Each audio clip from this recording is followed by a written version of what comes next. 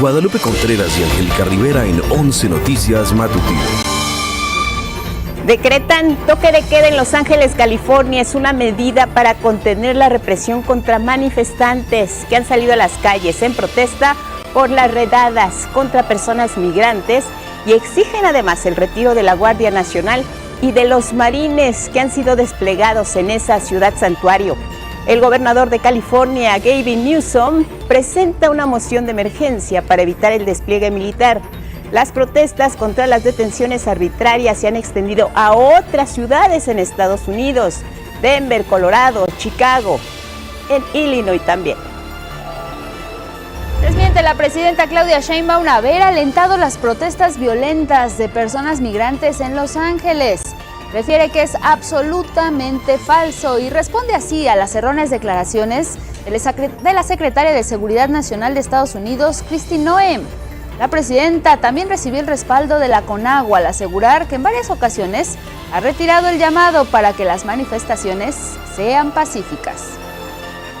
Presenta el gobierno federal avances en materia de seguridad. Detalla que entre septiembre de 2024 y mayo de 2025, el promedio mensual de homicidios dolosos tuvo una reducción de 25.8%, representa 22 asesinatos menos por día.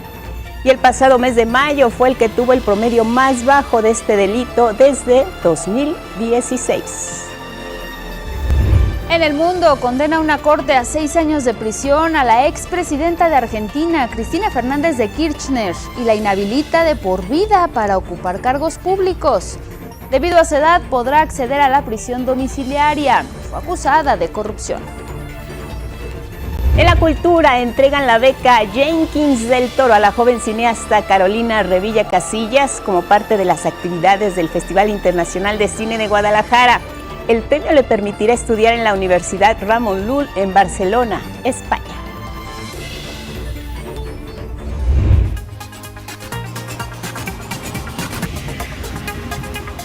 Eso que se observa es el festival callejero más vibrante y multicultural de Berlín. Es el Festival de las Culturas 2025. Y es que las calles se iluminan con deslumbrantes disfraces y también música en vivo. Más de 70 grupos se inscribieron para este año en este colorido desfile. Bailarines, acróbatas y otros artistas en zancos, carrozas, tambores o incluso máscaras disfrutan de esta celebración llena de color y diversión. El evento de este año unió a la gente en una poderosa celebración de unidad y orgullo cultural. De acuerdo con los organizadores, alrededor de 750,000 personas presenciaron este espectáculo.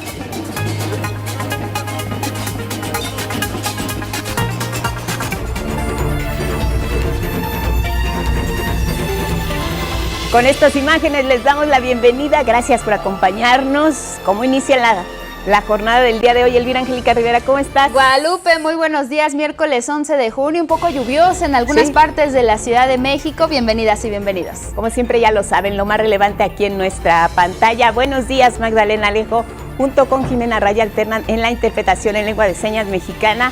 Gracias por seguirnos en redes sociales. Les recordamos que nos pueden seguir y escuchar a través de Radio Instituto Politécnico Nacional. Nos sintonizan en el 95.7 de FM. Si ya nos siguen, desde aquí les saludamos. Aparece un código QR en la pantalla, lo pueden escanear, le lleva directamente a nuestra página con más información y siempre les invitamos a que nos compartan sus opiniones y comentarios. Pueden usar el hashtag 11 Noticias. Vámonos directo con los detalles. Quinto día de manifestaciones por las redadas de agentes del Servicio de Inmigración y Control de Aduanas, el ICE. La presencia de la Guardia Nacional y Marines, autoridades de Los Ángeles, California, han decretado el toque de queda en la zona centro de esa ciudad. Buscan proteger a las y los ciudadanos frente a los abusos de las fuerzas militares enviadas por el gobierno federal. Protestas que han hecho eco y ya llegaron a otras ciudades a lo largo y ancho de la Unión Americana. La historia con Federico Campbell Peña. Miles de personas salieron a las calles en Estados Unidos para rechazar las redadas del Servicio de Inmigración ICE. Lo hicieron de manera pacífica. Por quinto día consecutivo protestaron en Los Ángeles, California, para exigir un alto a las redadas, el retiro inmediato de los 4,000 soldados de la Guardia Nacional y 700 soldados marines. Estos son derechos humanos fundamentales. Están arrestando a personas que trabajan en la escuela, en la graduación. Es triste y desgarrador. No nos sentimos seguros. Defendemos a los niños que no pueden defenderse a sí mismos, a sus padres. La policía detuvo a 300 manifestantes. La alcaldesa Karen Bass decretó el toque de queda de las 8 de la noche a las 6 de la mañana. Quiero informar a la ciudad que he declarado una emergencia local y he emitido un toque de queda en el centro de Los Ángeles para detener el vandalismo y los saqueos. Mi mensaje es que si no viven ni trabajan en el centro de Los Ángeles, eviten la zona. Las fuerzas del orden arrestarán a quienes incumplan el toque de queda y serán procesados.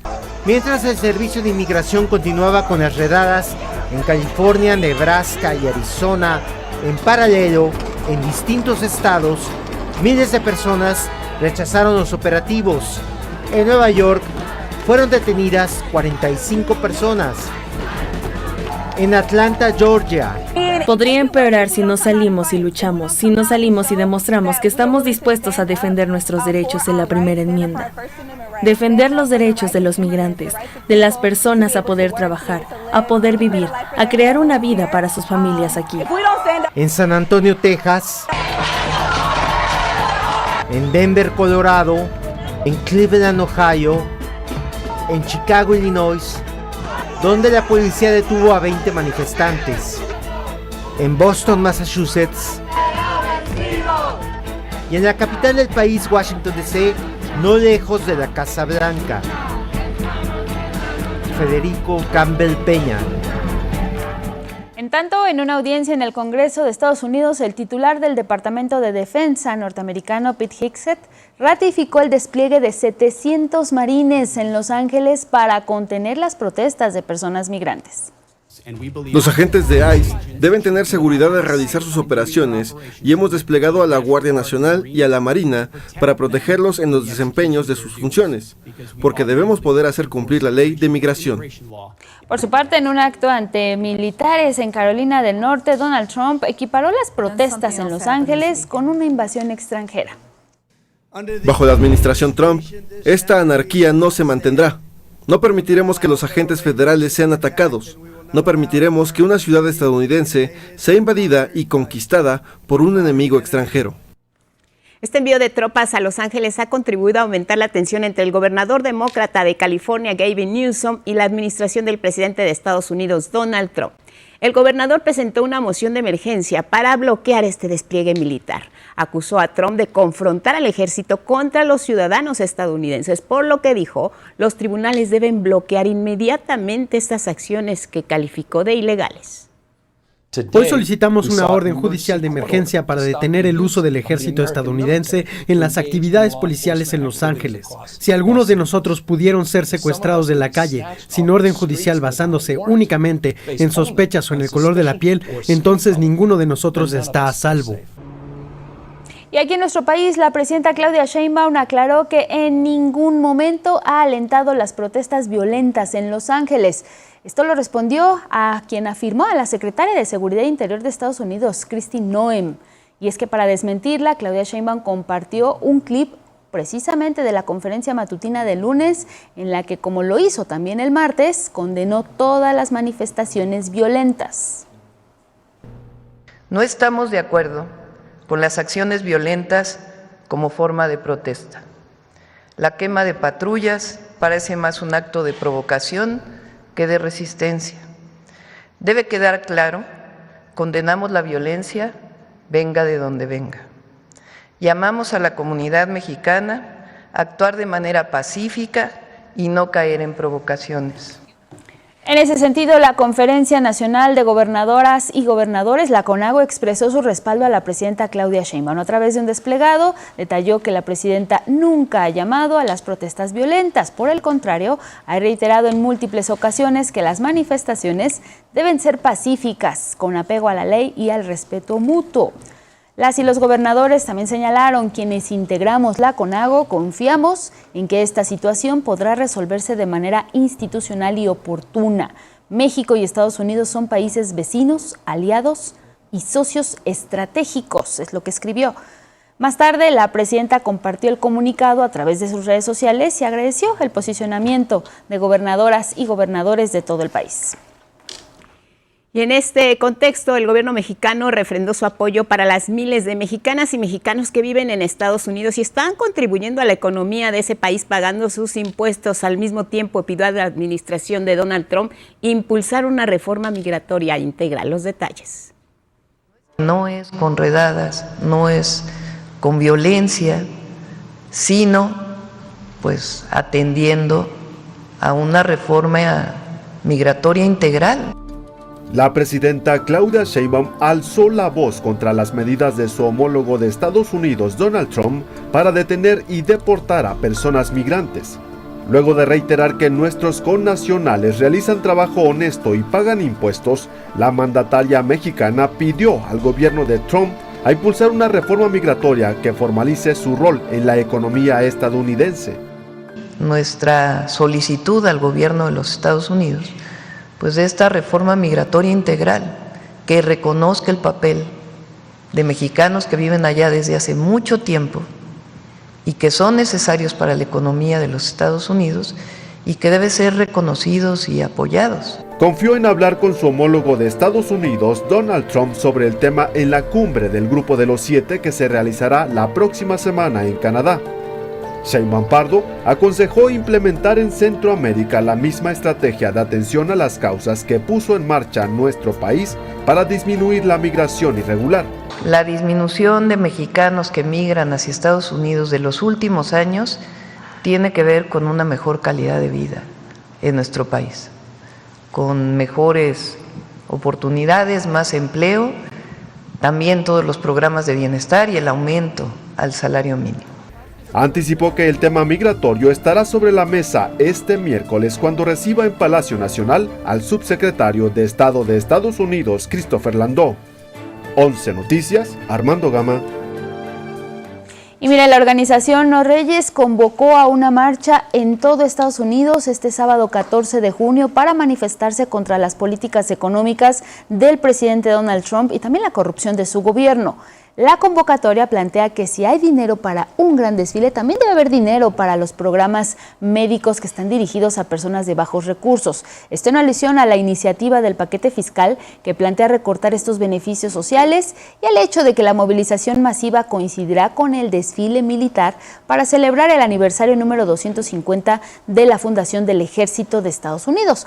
Un acto que encabezará pues el presidente Donald Trump, quien por cierto ese día también festeja su cumpleaños. El desfile, que coincide también con el cumpleaños de Trump, contará con aviones de guerra, vehículos y cerca de 6,000 soldados. Su costo se estima entre 25 y 45 millones de dólares.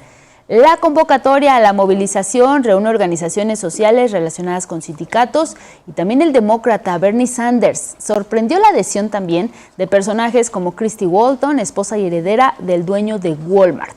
A través de un desplegado publicado en The New York Times, Walton llama a movilizarse evocando frases como honramos nuestros compromisos y apoyamos a nuestros aliados, nos defendemos contra la agresión de los dictadores y respetamos a nuestros vecinos y socios comerciales.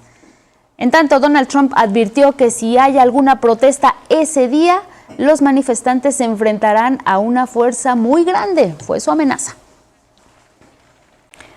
El cónsul mexicano en Los Ángeles, Carlos González Gutiérrez, informó que después de estos días de manifestaciones, algunos connacionales están bajo custodia en centros de detención, por lo que informó que el cuerpo diplomático activó los protocolos de atención correspondientes y ya tuvieron contacto con esas personas. Como lo establece el derecho internacional, en particular la Convención de Viena de Relaciones Consulares, hemos tenido pleno acceso a los centros de detención para poder entrevistar a todas las personas mexicanas detenidas. Para garantizar la seguridad de la población de origen mexicano que vive y trabaja en Los Ángeles, el cónsul pidió que si acuden a las manifestaciones lo hagan de manera pacífica. Paisanos, les hacemos un llamado muy atento, pero también muy urgente, a mantener la calma y en caso de manifestarse, hacerlo siempre de forma pacífica.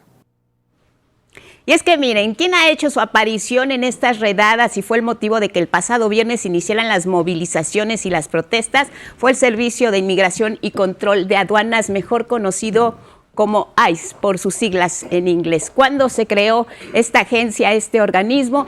En 2003, cerca ya de 3 décadas en las que sus principales funciones han sido la detención y deportación de personas que Estados Unidos considera una amenaza para su país, pero también está ahí la investigación en materia de seguridad nacional.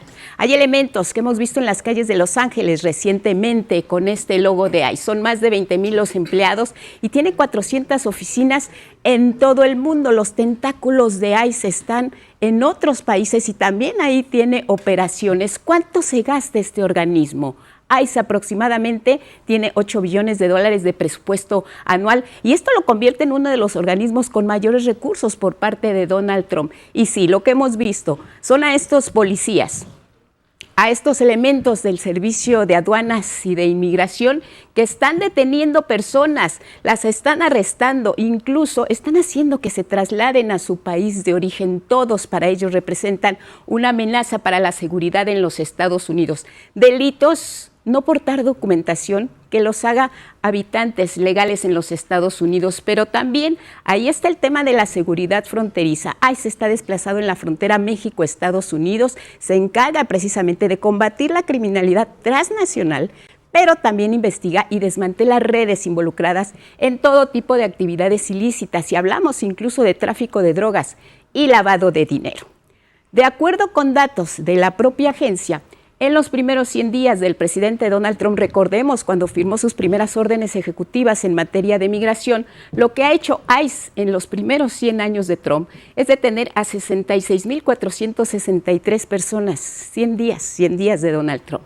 65,682 hasta ahora han sido trasladadas a sus países de origen. Y lo que hemos visto también recientemente, Los Ángeles, el centro neurálgico de las protestas. Ahí iniciaron. Se trata de una ciudad santuario. Los Ángeles, sabemos que ahí viven millones de mexicanos, no solo miles, latinos, que están trabajando de manera honesta. California, Colorado, Connecticut, Illinois, Massachusetts, Nueva Jersey, Nuevo México, son ciudades santuario. También Nueva York, Oregon, Vermont y Washington. El mapa de los Estados Unidos tiene ubicadas precisamente estas ciudades santuario que limitan, por supuesto, la cooperación con las autoridades federales de migración. Y lo que hacen, de alguna manera, estas ciudades santuario es intentar frenar estos casos de detenciones ilegales y de deportaciones. Están protegiendo a las personas migrantes, las están asesorando, les están informando cuáles son sus derechos. Sin embargo, a pesar de ello, ICE está operando y seguirá operando en los próximos días. Bueno, y precisamente siguiendo con este tema de lo que ocurre allá en Los Ángeles, cantantes, actores, actrices de cine y en general celebridades de la televisión han levantado la voz en contra de los arrestos migratorios y se han unido para enviar un mensaje de apoyo a la comunidad que hoy vive asediada por las redadas.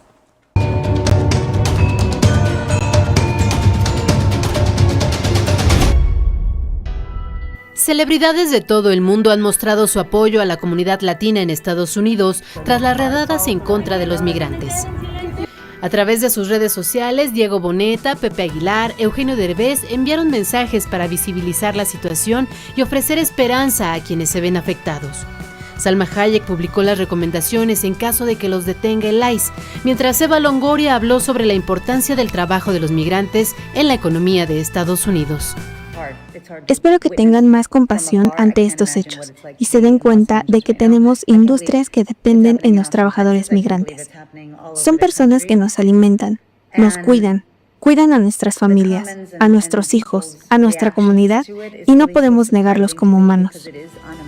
Artistas como Billie Joe Armstrong de Green Day, Tom Morello de Rage Against the Machine también han criticado el actuar de Donald Trump. Por su parte, el actor John Leguizamo llamó a los manifestantes a evitar la violencia. Trump quiere crear una situación. Él quiere llamarlos actos de insurrección. quiere crear leyes marciales para poder tomar cada gobierno de cada ciudad y de cada estado. Así que no le den eso. Durante la entrega de los premios BET que reconocen a las personas afroamericanas, celebrada en Los Ángeles, la rapera Doechii aprovechó su discurso de aceptación para hablar sobre lo que ocurría a tan solo unos kilómetros. Trump está utilizando fuerzas militares para frenar una protesta y quiero que reflexionen sobre qué tipo de gobierno parece ser, cuando cada vez que ejercemos nuestro derecho democrático a protestar, las Fuerzas Armadas se despliegan contra nosotros. ¿Qué clase de gobierno es este? La cantante aseguró que es su deber alzar la voz por las personas oprimidas. Por la gente negra, por los latinos, por las personas trans, por la gente en Gaza. Todos merecemos vivir en esperanza y no en miedo. 11 Noticias, Sandra Sitley.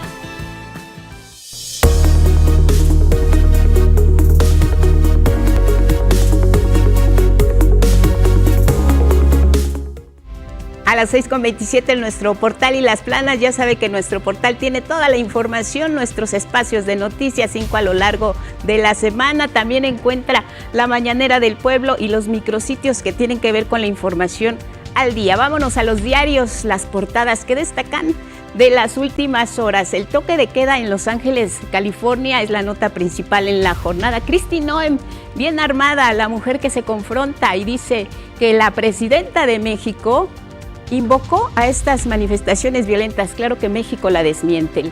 De la jornada revisamos el Heraldo, también la presencia policíaca en Los Ángeles con las redadas y la presidenta de México, el rechazo a alentar protestas en Estados Unidos. Del Heraldo revisamos la portada principal, Claudia recrimina falsedades en Los Ángeles, toque de queda. Y por último nos vamos a revisar el Sol de México, muda producción de 2 modelos a Estados Unidos. 6:30 de la mañana, seguimos en 11 Noticias y mire, fue creada hace casi 50 años para promover la cultura del consumo responsable. Hablamos de la revista del consumidor que vuelve a su versión impresa para quienes no tienen acceso a los medios digitales. Les contamos. La revista del consumidor, nacida en 1976 para promover los derechos de los consumidores, regresa en formato impreso tras haber suspendido su impresión hace 5 años en la pandemia. La revista del consumidor nació hace casi 50 años con un sentido claramente didáctico y educativo. Promover la cultura del consumo responsable para que las personas tomen las mejores decisiones posibles para satisfacer sus necesidades y también sus deseos. El secretario de Economía, Marcelo Ebrard, consideró que su regreso equilibra el acceso a la información. Tiene también un efecto de difusión y de equilibrar el acceso a la información, porque no todo el mundo tiene el mismo acceso a la información digital. Entonces tenemos que tenerlo impreso, tenerlo disponible en toda la República, hacer un esfuerzo por llegar a todas partes para que la información también sea un piso parejo, que todos tengamos acceso. En la presentación de la revista del consumidor, la directora de Canal 11, Renata Turrent, se congratuló por el retorno de su versión impresa. Esta revista, además de una excelente herramienta para procurar condiciones justas de consumo, que como ya se mencionaba, no solamente está digital, está en redes sociales, es decir, está segmentada para distintos públicos y eso nos da como consumidores una fortaleza. El titular de la Profeco mencionó que ahora la revista se distribuirá de forma gratuita. Durante 2025 distribuiremos miles de ejemplares de esta y de los siguientes 6 números mediante nuestras oficinas de defensa del consumidor. Con imágenes de Luis Virgilio Maza, 11 Noticias, Judith Hernández. El secretario de Economía, Marcelo Ebrard, informó que desde el pasado viernes presentó a Estados Unidos argumentos suficientes para eliminar los aranceles al aluminio y al acero mexicanos. Primero, Estados Unidos tiene superávit con México en acero y aluminio. Nosotros tenemos superávit en otras cosas, pero en eso, acero y aluminio, ellos nos venden más a nosotros que nosotros a ellos. Entonces, ponerle un arancel a un producto donde tú tienes superávit es bastante discutible, porque el objetivo del arancel es reducir el déficit. El segundo argumento es que como México es el único país con el que Estados Unidos tiene superávit en el comercio de estos metales, nos debería excluir, dijo Marcelo Ebrard, de esta medida, como lo hizo con Reino Unido. La tercera postura de México es que aplicarlos afecta al empleo, tanto aquí como en los Estados Unidos. Y mire, hubo una marcha para conmemorar el aniversario número 54 de la masacre estudiantil, mejor conocida como el Halconazo. Ahí los sobrevivientes mantienen viva la exigencia de justicia y reparación del daño para las víctimas. Mi compañero Gilberto Molina estuvo ahí y nos informa. Allí estuvieron en silla de ruedas o a paso lento, pero con la firme convicción de recordar a sus compañeras y compañeros caídos. Son los sobrevivientes del Halconazo, que conmemoraron el aniversario 54 de aquella masacre estudiantil con una firme petición a la Fiscalía General de la República. La reapertura de los procesos que se iniciaron con la Fiscalía Especializada por allá en el 2003 para juzgar a los responsables del genocidio del 10 de junio de 1971. Y el andamiaje legal de México permite retomar estos casos, retomar este proceso. Fue una marcha que encontró el apoyo de colectivos pro-Palestina, del Sindicato de Electricistas y un grupo de maestros y maestras. Faltaron los contingentes del Politécnico y de la UNAM. Cierto, una marcha menor en número comparada con otros años, pero emotiva, porque la memoria se hereda.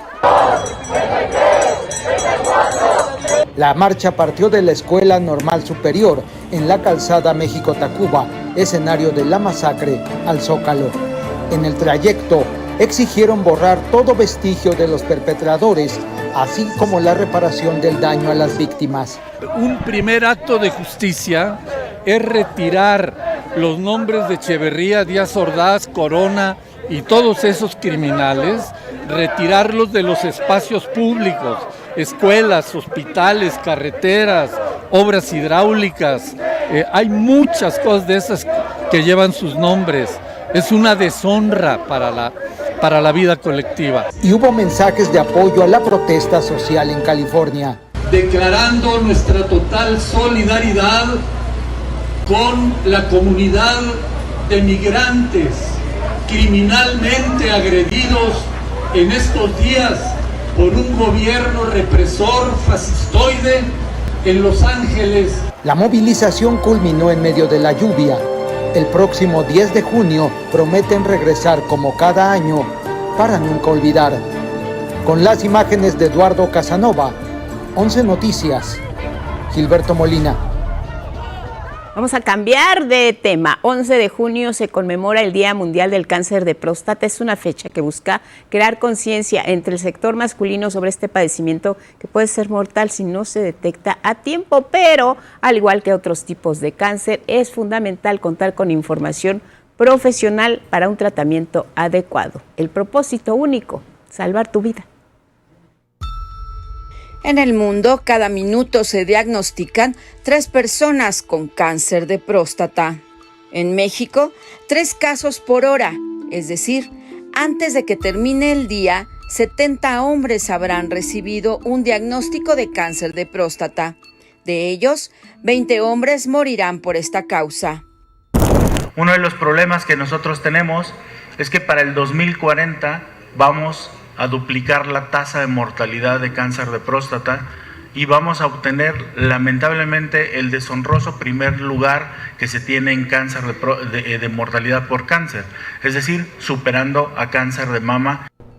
Los pacientes con cáncer de próstata, padecimiento provocado por el crecimiento sin control de células en la glándula prostática, son diagnosticados por lo general en etapas tardías. En México, el 40% de los pacientes se presentan con metástasis al momento del diagnóstico. Es decir, de entrada vamos a tener un 40% de pacientes que no se van a curar de esta enfermedad. De acuerdo con los especialistas, en México existe un subdiagnóstico de la enfermedad. Hay un 12% de pacientes que no son diagnosticados tempranamente y lamentablemente fallecen por un cáncer desconocido. Y eso es un problema muy frecuente.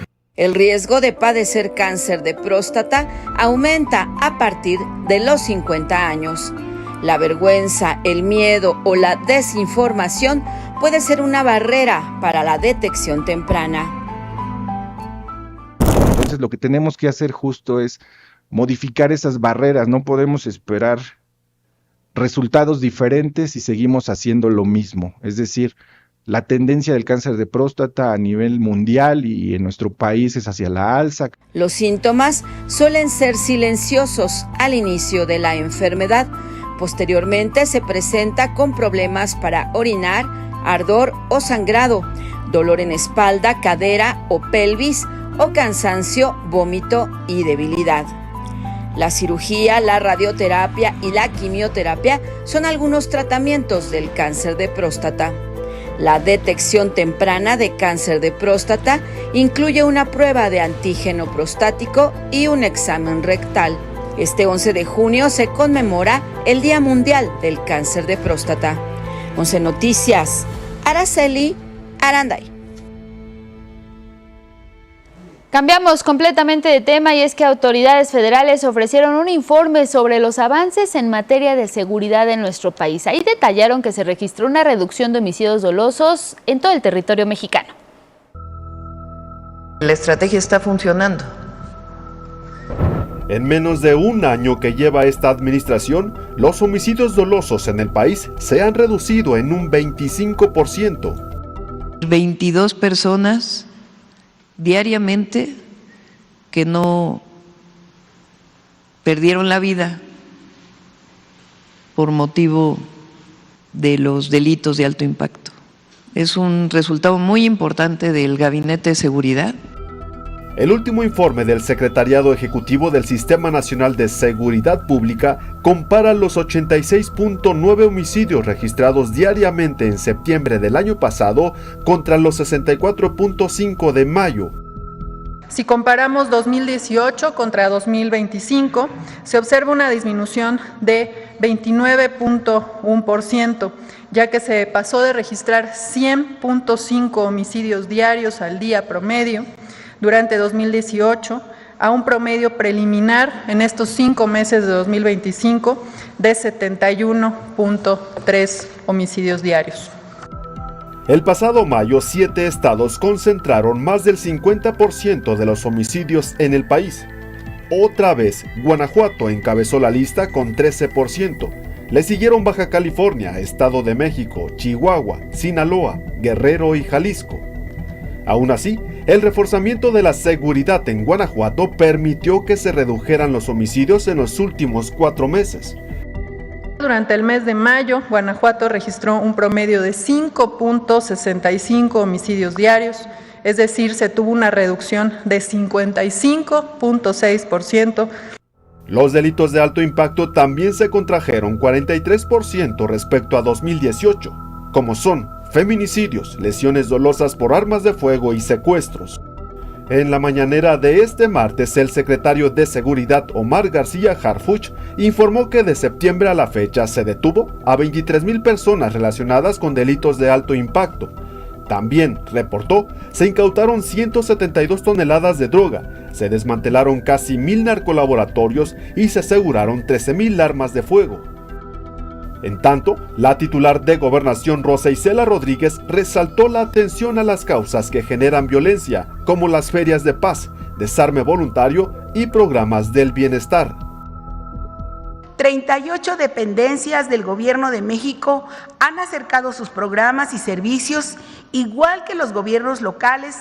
Alcanzamos 1,686,215 atenciones en beneficio de la población. 11 Noticias, Armando Gama. Y va a seguir dando resultados.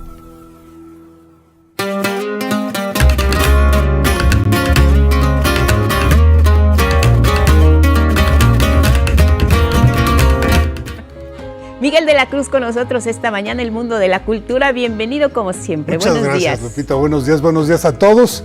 Pues de nada, nos enlazamos hasta Guadalajara porque allá continúa Saraí Campech en la cobertura del Festival Internacional de Cine Saraí.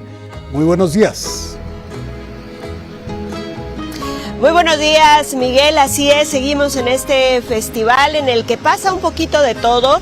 Ayer tuvimos oportunidad de asistir quizá al nacimiento de una nueva cineasta, una productora mexicana, porque se dio a conocer a la ganadora de la 6ª entrega de la beca Jenkins del Toro, esta beca que fue creada con la intención de apoyar a jóvenes para que se profesionalicen estudiando en la escuela del mundo que ellos quieran hacerlo. ¿Qué te parece si escuchamos lo que nos compartió la afortunada ganadora?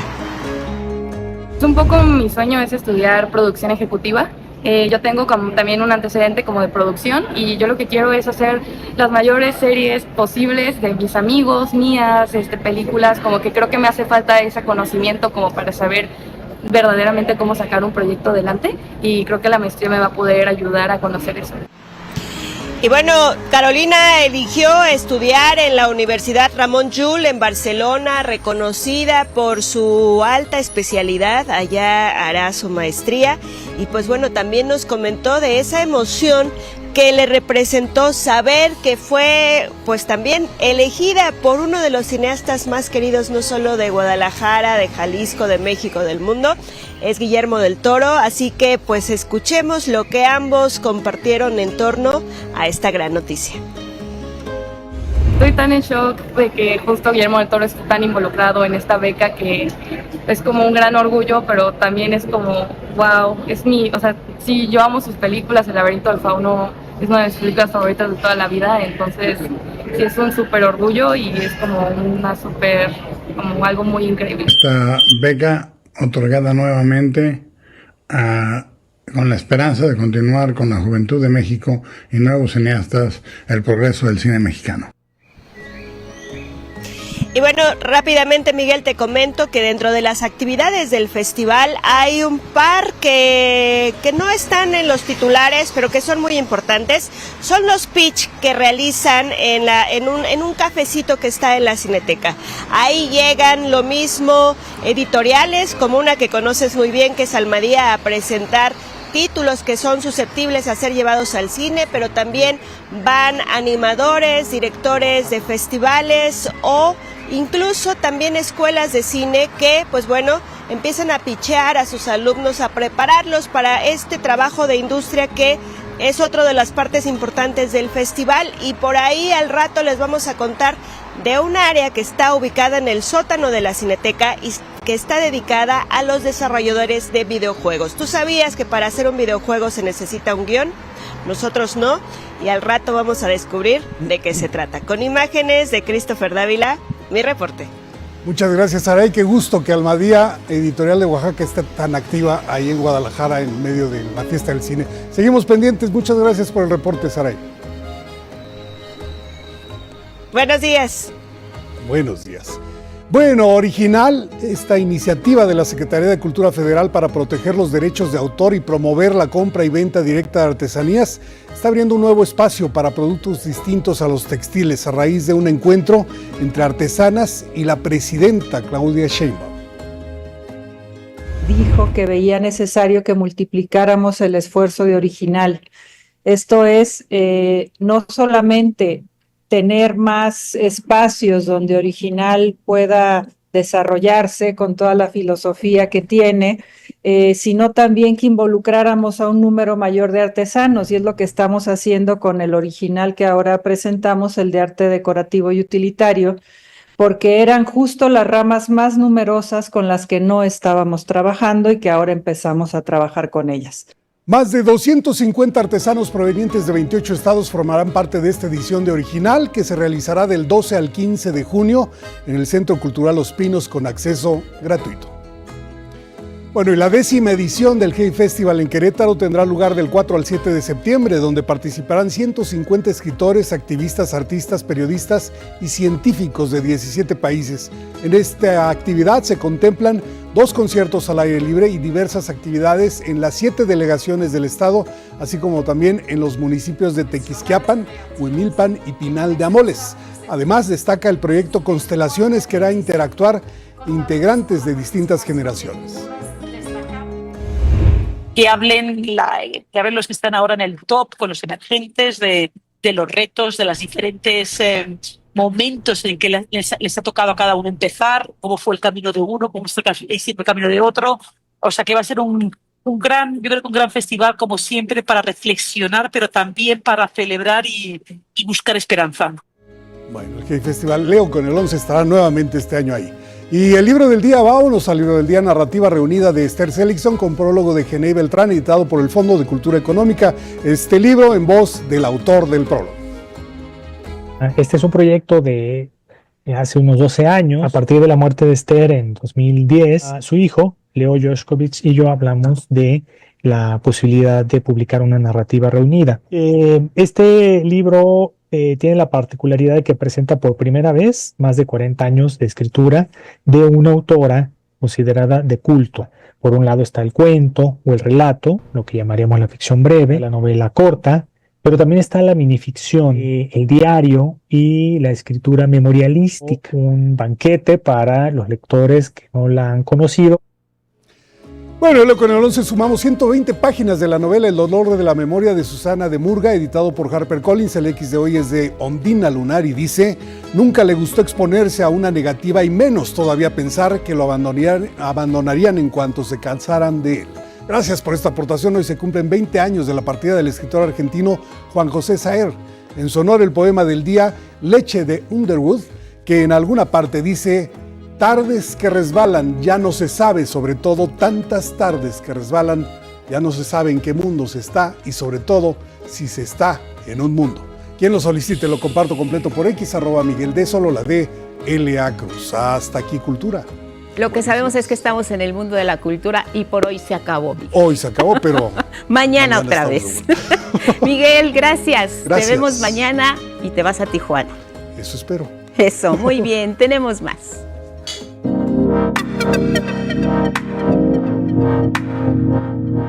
Es que no hay.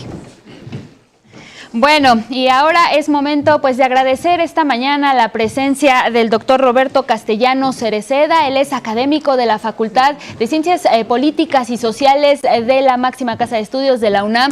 Muchas gracias, doctor, por su presencia. Buenos días. Muy buenos días, mucho gusto estar aquí. Gracias por estar acá con nosotros. Y bueno, pues el tema es trabajo infantil. Y es que este próximo 12 de junio, mañana, se conmemora el Día Internacional de la Lucha contra el Trabajo Infantil, una problemática que lacera sin duda a la sociedad en general, a nivel mundial, pero particularmente nos importa hablar del panorama en México, doctor. ¿Cómo nos encontramos en materia de trabajo infantil en nuestro país? Y si nos pudiera ayudar a distinguir qué sí es trabajo infantil y qué no es.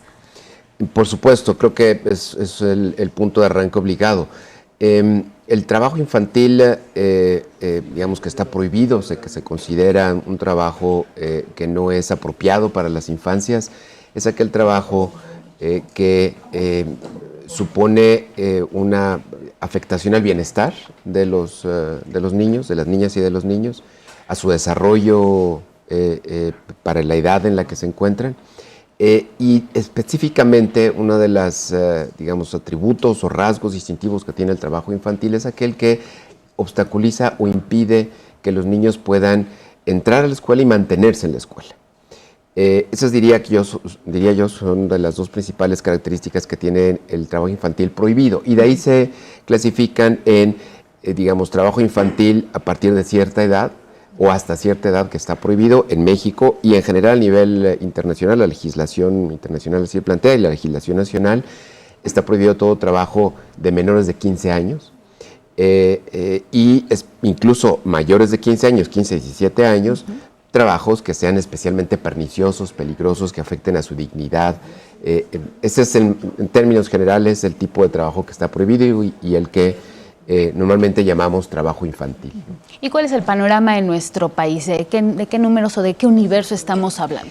En México, los datos más recientes que tenemos de 2022, de una encuesta realizada por el INEGI, nos plantean un panorama de aproximadamente 3.7 millones de niñas y niños que están, digamos, en este concepto, en esta clasificación que he mencionado antes. De estos 3.7 millones de niños, una parte de estos importantes se dedica a labores domésticas, labores domésticas que están prohibidas. Ahí estamos hablando de aproximadamente poquito menos de 2 millones de niños que están en esta circunstancia y que, sobre todo niñas en ese caso, y que son jornadas muy largas o son trabajos domésticos en los cuales realizan labores muy pesadas. Y, perdón, hay también otro sector de actividad económica muy importante que captura un segmento significativo de trabajo infantil, que es en el ámbito agropecuario. El dato de 2022, que insisto es el más reciente que tenemos, incluso estos 3.7 millones de niñas y niños que trabajan, es ligeramente más alto del que había en la encuesta anterior, que es la de 2019, donde estamos hablando de alrededor de 3.2, 3.3 millones de niños. Sin lugar a dudas, la pandemia pudo haber sido uno de los factores que lo desencadenó, que lo expandió, y estaríamos a la espera de nuevos datos, por supuesto. Esperemos que muy pronto el INEGI pueda darnos una nueva encuesta para tratar de entender cuál es el panorama general y actualizar la información. Claro. Y además, Roberto, si nos vamos a la situación específica de México, ¿qué es lo que está detonando el trabajo infantil en un país como el nuestro? ¿Qué vacíos legales hay que no permiten que se frene el trabajo infantil? Y por otro lado, que pues veamos estas situaciones de desigualdad, de pobreza, las condiciones familiares también motivan y detonan la presencia de estas imágenes que vemos de niñas y niños trabajando o incluso siendo prostituidos en delitos como trata. Háblanos acerca de esto. Sí, claro. En términos, digamos, más amplios, más generales, hay dos grandes factores que pueden ayudarnos a pues entender y encontrar cuáles son las causas o las motivaciones del trabajo infantil. Uno, sin lugar a dudas, ya lo mencionaste, tiene que ver con el tema de la pobreza y los niveles de ingreso. Ahí donde las familias tienen dificultades para tener los alimentos suficientes, claro, sobre todo en ese segmento, digamos, lo que podríamos llamar, lo que en su momento Coneval llamaba la pobreza alimentaria, es el segmento donde más incidencia uno puede encontrar, y uno puede entenderlo porque las familias pues lo que hacen es recurrir a todos sus miembros, incluidos los más pequeños, para tratar de obtener algún ingreso. Entonces, ese es uno de las problemáticas. Obviamente ahí donde hay informalidad, y eso es en general en el mundo, así se ha observado, también es más fácil que los niños se incorporen al mercado laboral, a la vida económica desde muy tempranas edades, y lamentablemente en nuestro país nuestra economía es aproximadamente la mitad del sector laboral, está, digamos, participando en el ámbito informal. Y también hay otra explicación, otro aspecto que tiene que ver más con la aceptación, el grado de aceptación o el grado de normalización que hay en ciertos sectores sociales respecto de que los niños muy jóvenes puedan participar. Es decir, se ve como algo natural, normal, propio de la contribución que hacen los niños a sus casas. Sobre todo en el campo, ¿no? También. En el campo es uno de los lugares donde este aspecto explica, de hecho, porque hay mayor incidencia o mayor prevalencia de trabajo infantil en esos segmentos. Pero en el caso de las niñas, por ejemplo, también el trabajo doméstico, se espera que las niñas participen desde muy temprana edad, aunque sea con jornadas extenuantes o incluso dobles jornadas, porque pueden ir en la tarde a la escuela y en la mañana están trabajando en otras actividades en el negocio familiar o en las casas, Sí, pues, cuidando familiares, ¿no? Claro, Así sin duda es. es un panorama pues sobre el que hay que trabajar. Roberto Castellanos Cereceda, académico de la Facultad de Ciencias Políticas, nuestra casa de estudios también. Gracias por habernos acompañado. Con muchísimo gusto, encantado de Gracias, estar con Raúl. ustedes.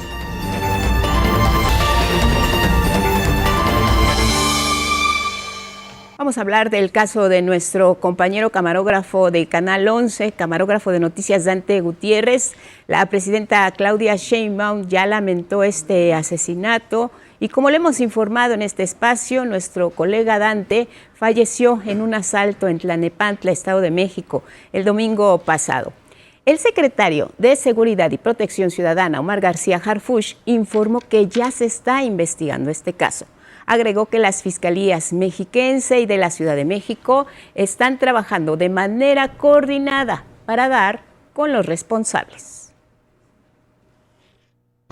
Hay un seguimiento sobre las personas que lo asaltan. Es una moto con 2 personas, detonan un arma de fuego con una pistola calibre 25, lo llevan al hospital y lamentablemente pierde la vida. Estamos trabajando en coordinación estrecha con la Fiscalía General del Estado de México y también, por supuesto, con la Fiscalía General de Justicia de la Ciudad de México, con la fiscal, por si hay un seguimiento a la Ciudad de México. Desde esta televisora y desde este espacio seguiremos reiterando la exigencia de una investigación transparente y que el asesinato de nuestro compañero Dante no quede impune.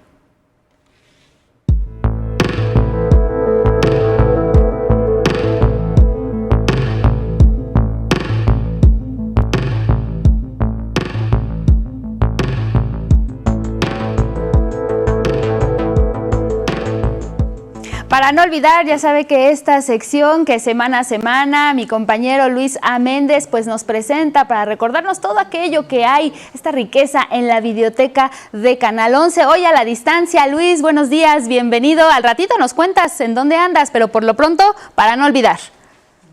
¿Qué tal, Angélica, Lupita? Muy buenos días. Pues el día de hoy vamos a hablar de un tema, ya que de aquí a un año vamos a recibir el Mundial de Fútbol en nuestro país, en este primer campeonato que va a ser ya de manera tripartita entre 3 naciones, México, Estados Unidos y Canadá. Y bueno, nos metimos a los archivos de la videoteca para hablar de este tema que es el fútbol.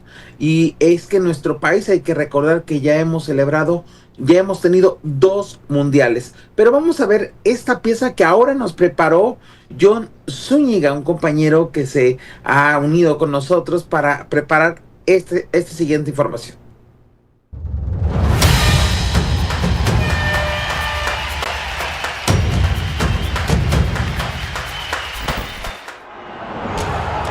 Hoy, desde la videoteca de Canal 11, rescatamos las imágenes que viven en la memoria y en el corazón. Regresamos a esos días en que México fue el centro del mundo y del fútbol. Hay lugares que no solo se construyen con concreto y acero, sino con historia, con memoria, con latidos. En 1970, México albergaría por primera vez un mundial, y para eso necesitábamos un templo. Así, 8 años antes, se levantó el conocido Estadio Azteca, piedra por piedra, como si supiéramos que ahí se escribiría un capítulo importante para la historia del fútbol. Ese año, el mundo vio a la gran Brasil del Yoga Bonito y a Pelé coronarse por 3ª ocasión, aunque también al ídolo brasileño decirnos adiós.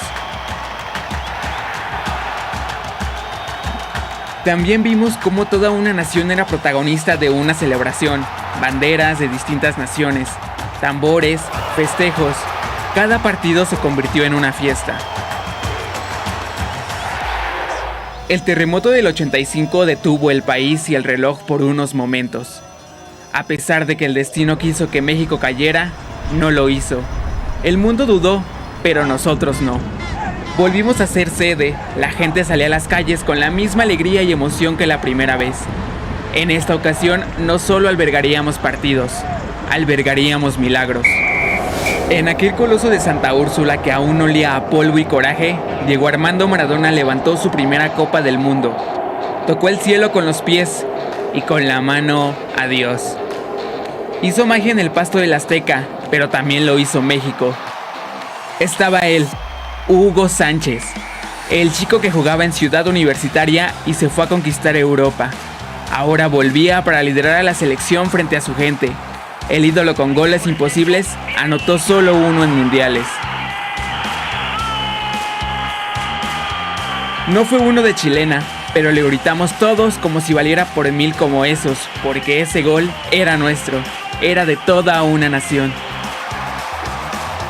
El fútbol cruzó la frontera y en 1994 Estados Unidos se convirtió en el anfitrión, recibiendo a todos con un gran espectáculo digno de una inauguración.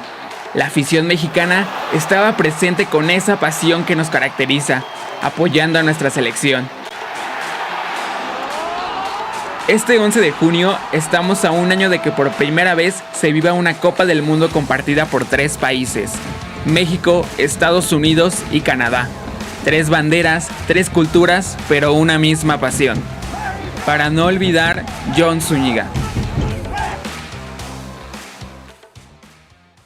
Angélica Auditorio, pues así es esta historia de fútbol. Entramos a esos archivos de la videoteca que, bueno, también en Canal 11 se ha documentado esta historia mediante un balón que, por supuesto, une a naciones en este contexto internacional, Angélica. Pues sí, joyas, sin duda, Luis, que nos has compartido, porque pues para quienes no estábamos en aquella época, ver cómo se empezó a construir el Estadio Azteca, por supuesto, y pues el posterior Mundial en 1970, figuras icónicas como Pelé, y ya después en el 86 Maradona, y por supuesto, pues el gran ídolo de México, así es también, además, ¿no? Y el gran ídolo mexicano también, Hugo Sánchez Márquez. Sin duda, pues nos traes recuerdos importantes y pues también para conocer un poco de lo que ha sido pues la historia de los mundiales en nuestro país. 40 años después, Luis, llegará un mundial a nuestro país. Sí, y sin duda, fíjate que el día de hoy no pude estar con ustedes en el estudio porque estamos ya instalados en Los Ángeles, California, en donde, bueno, ustedes saben que en este momento se están dando protestas en contra de las redadas y deportaciones que están haciendo autoridades estadounidenses en contra de la población latina, y bueno, aquí en Los Ángeles, California, en contra de mexicanos y mexicanas, una de las ciudades más importantes en Estados Unidos con una mayor presencia de latinos. Hay que recordar que Los Ángeles, California será sede de esta Copa Mundial, y bueno, se está poniendo también sobre la mesa esta disputa que se está dando por parte de las autoridades estadounidenses para realizar estas redadas, y en este contexto, bueno, pues Los Ángeles, California ahora está en el ojo del huracán. Allá el día de hoy será, digamos, el arranque a un año de que se celebre la justa de fútbol mundial, Angélica. Así es, y paradójico, Luis, porque si bien a un año exactamente de que inicie este festejo mundialista, pues hay incluso toque de queda ahí donde tú estás. La alcaldesa emitió ayer esta alerta de toque de queda que termina pues ya en unos minutos para ustedes, pero que sin duda refleja de la tensión que se está viviendo en este momento, pues en general también por el asedio que hay hacia las personas migrantes. Sí, el día de ayer en la noche llegamos aquí a Los Ángeles, California, digamos en una hora, ya llegamos en las horas de este día en realidad, y pudimos hacer un recorrido por este toque de queda, esta zona céntrica de Los Ángeles, y lo que vemos es que pues las principales avenidas que conectan el centro, lo que ya podríamos llamar como el centro histórico de la ciudad, el centro nodal de la comunidad latina en Los Ángeles, California, pues estaba totalmente acordonado por las patrullas de los policías. Así es. Y bueno, no se podía entrar a esa zona. Este toque de queda justo tiene ya 9 minutos que acabó declarado por la alcaldesa el día de ayer. Comenzó a las 8 de la noche y terminó a las 6 de la mañana. Acá somos una hora menos. Hace 10 minutos concluyó este toque de queda, Angélica. Pues muy bien, Luis, estaremos muy pendientes de la información que nos vayas a compartir sobre tu visita ahí en Los Ángeles, California. Por lo pronto, pues también te agradecemos lo que nos has compartido hoy pues a un año exactamente de que inicien los festejos mundialistas en Canadá, en México y también en Estados Unidos. Gracias, Luis, un abrazo. Angélica, auditorio Lupita, por allá, un buen saludo y estamos en contacto. Síganos en las redes sociales con el hashtag para no olvidar y también toda la información de lo que está sucediendo en Los Ángeles, California, reporteado desde acá. Gracias a nuestro compañero Luis A. Méndez, que se encuentra allá en Los Ángeles, California. Vamos con más información contigo, Guadalupe. Abrazo a Luis, nos estará contando los pormenores de cómo está ocurriendo el tema de las redadas allá en Los Ángeles. Mañana nos enlazamos con él y vámonos con temas educativos porque las y los aspirantes que buscan ingresar a nivel de bachillerato en la UNAM y también en el Instituto Politécnico Nacional, ojo, examen en línea, viernes 13, sábado 14, domingo 15 o bien el próximo fin de semana será del 20 al 22 de este mes. El examen va a constar de 128 preguntas. El tiempo máximo de respuesta será de 3 horas para que puedan contestarlo. Hay que utilizar una computadora de escritorio o portátil con el navegador seguro que se les envió previamente por correo y que tendrá acceso total a micrófono y cámara. Así que ojo con este tema de los acordeones. Se va a utilizar un sistema de inteligencia artificial que puede detectar gestos, sonidos, cualquier conducta sospechosa por parte de las y los estudiantes y en ese momento les va a llegar un llamado de atención vía chat. En caso de que repitan esta conducta sospechosa, podrían incluso ser sujetos de que se anule su examen, pero tendrán apoyo de un supervisor que podrá ser contactado vía chat en todo momento. Las y los aspirantes pueden utilizar 2 hojas blancas, un lápiz, una goma y un sacapuntas. Cualquier otro objeto distinto a estos está prohibido, especialmente los celulares y también los audífonos. Si ocurre una caída de la red eléctrica o del servicio de internet prolongados, deberán contactar a las personas responsables de aplicar el examen vía correo electrónico o WhatsApp. Y luego vienen ya los resultados, se pueden consultar a partir del 19 de agosto. El portal es miderechomilugar.gov.mx.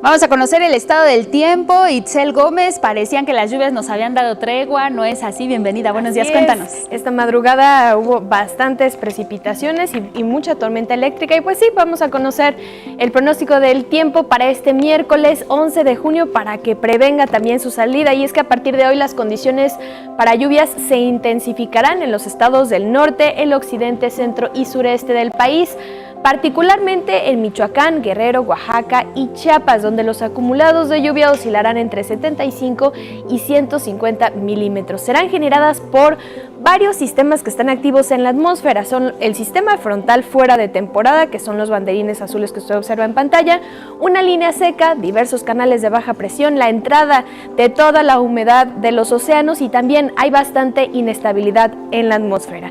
Ayer por la noche una fuerte granizada se registró en el norte y poniente de la Ciudad de México, así como en el Estado de México. De hecho, así se observó la granizada en la demarcación Álvaro Obregón. Santa Fe quedó completamente inundada por las precipitaciones que se iniciaron alrededor de las 6 de la tarde y se prolongaron hasta la medianoche.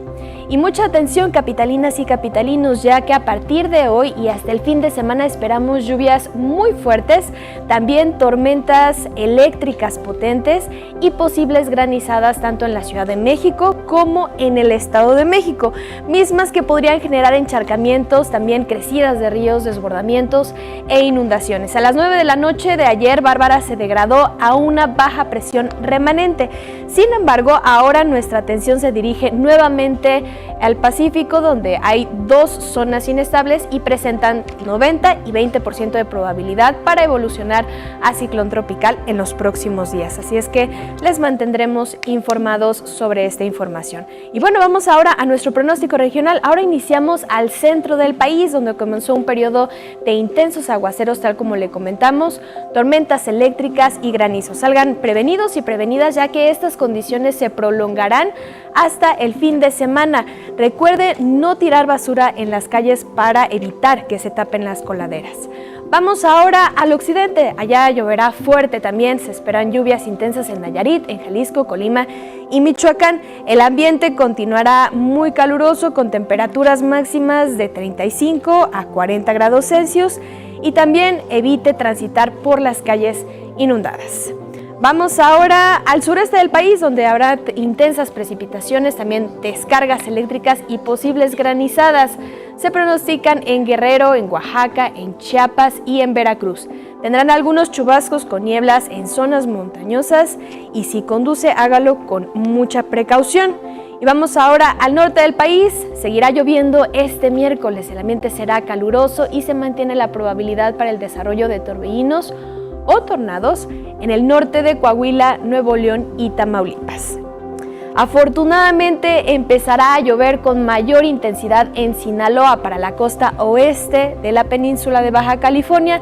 El oleaje podría alcanzar hasta 3 metros de altura, así que le recomendamos atender los señalamientos de las autoridades portuarias. Y finalmente en la península de Yucatán dominará el cielo medio nublado con posibilidad de algunas lluvias aisladas en Campeche y Quintana Roo. Las temperaturas continuarán muy calurosas con máximas de 35 a 40 grados Celsius. Y bueno, prevenga toda su salida y bueno, cuide también su salud. Hasta aquí la información del clima y que pase un excelente día.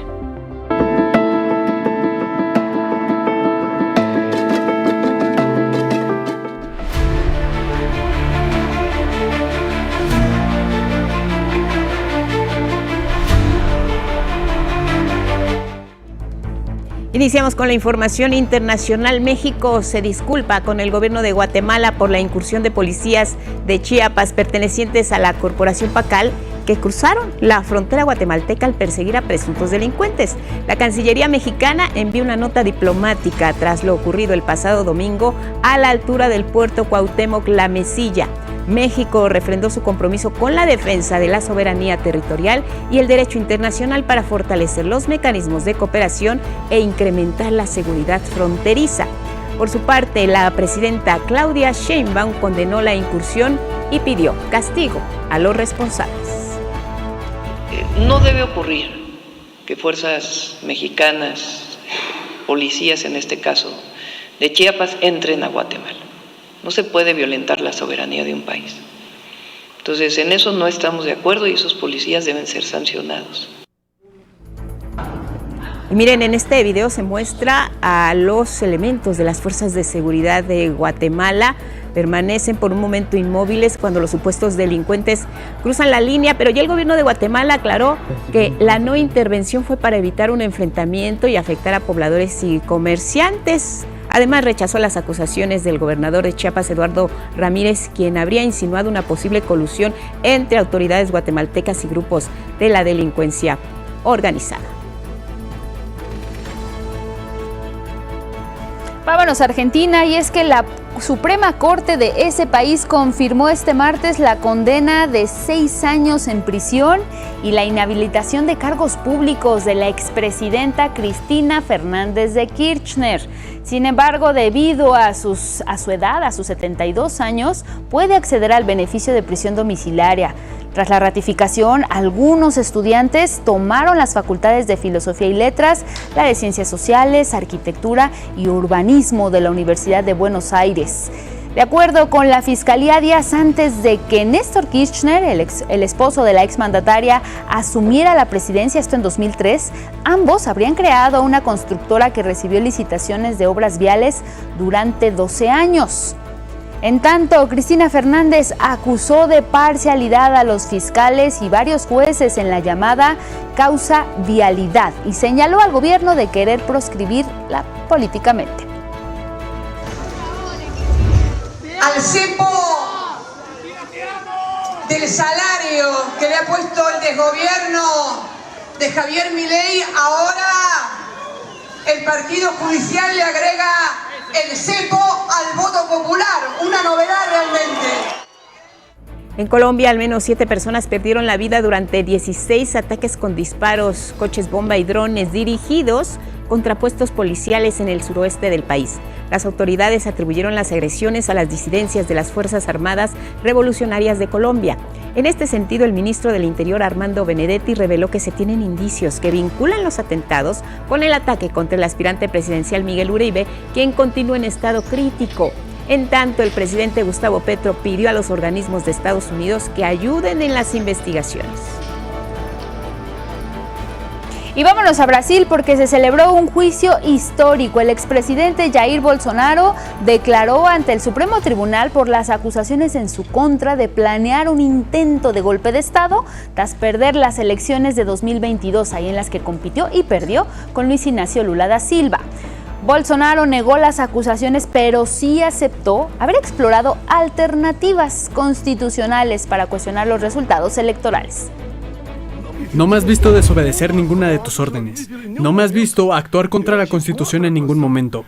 Siempre he respetado las reglas. Muchas veces me enojé, dije malas palabras, me molesté. Dije cosas que no debía, lo sé. Pero en mi opinión, hice lo que tenía que hacer. En Londres, delegaciones de China y Estados Unidos anunciaron este miércoles un acuerdo para reactivar la tregua comercial, pacto que se centrará en el consenso de Ginebra que se alcanzó en la primera ronda de contactos en mayo pasado. Hemos llegado a un marco para implementar el consenso de Ginebra y el llamado entre los dos presidentes. La idea es que volvamos a hablar con el presidente Trump para asegurarnos de que lo apruebe. Ellos volverán a hablar con el presidente Xi para asegurarse de que lo apruebe. Si se aprueba, implementaremos el marco en el que hemos trabajado arduamente durante los últimos 2 días. Así habló el secretario de Comercio de Estados Unidos, Howard Lutnick, quien también destacó que el acuerdo permitirá atender una de las principales preocupaciones de Washington, las restricciones chinas sobre la explotación de las llamadas tierras raras. Esperamos firmemente que el tema de los minerales de tierras raras y los imanes con respecto a Estados Unidos se resuelva en este marco de implementación. Esto es fundamental. Además, Estados Unidos implementó varias medidas cuando no se estaban importando esas tierras raras. Vámonos hasta Medio Oriente, y es que Israel comenzó a deportar a las y los tripulantes del Matlin. Sin embargo, algunas de estas personas se negaron a firmar la expulsión del país y permanecen en prisión. Les contamos.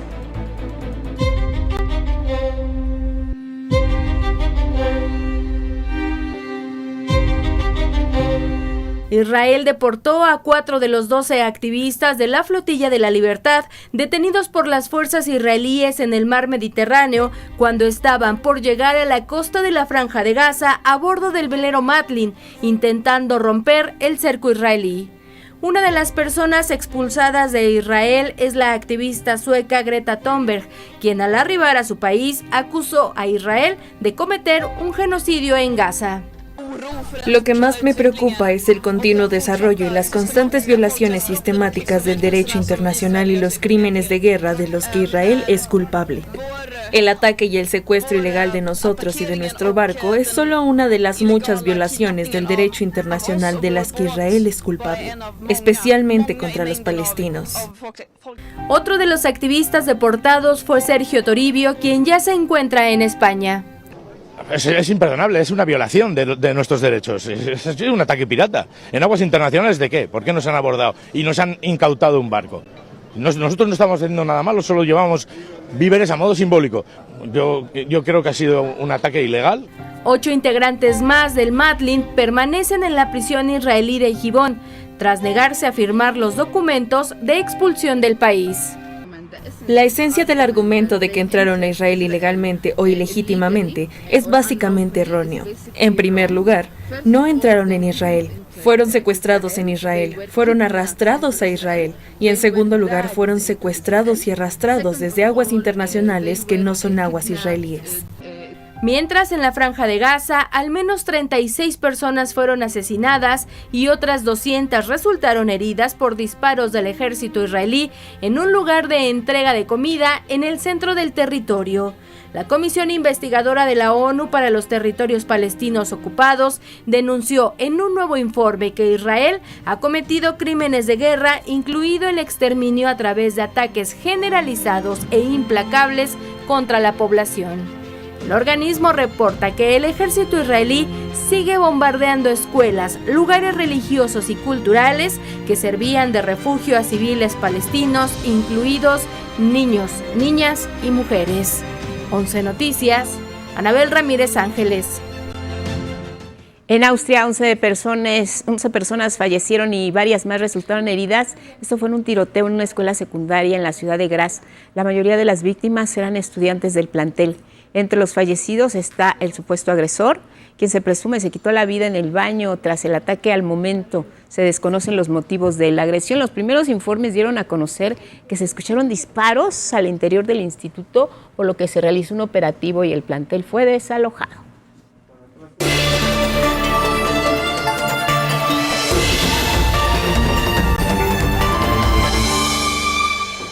Itzel Gómez Gurrola, ¿cómo estás? Momento de la ciencia, Angie. Sí, pues bueno, vamos a seguir dándole seguimiento a la Conferencia Mundial. Los océanos. Sobre todo porque es el segundo día de la Conferencia Mundial de los Océanos de la ONU, donde se reúnen cientos de líderes gubernamentales, científicos, científicas y organizaciones de la sociedad civil en la costa azul francesa, Niza. El secretario general de la ONU, Antonio Guterres, afirmó que el enemigo claro que está empujando a nuestros océanos al borde del abismo es la codicia. Avaricia que siembra duda, niega la ciencia, distorsiona la verdad, premia la corrupción y destruye la vida por el beneficio. No podemos permitir que la vergüenza dicte el destino de nuestro planeta.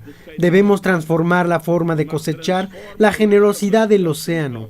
No se trata de pescar, sino de cómo pescamos. La pesca sostenible no es una elección, es nuestra única opción.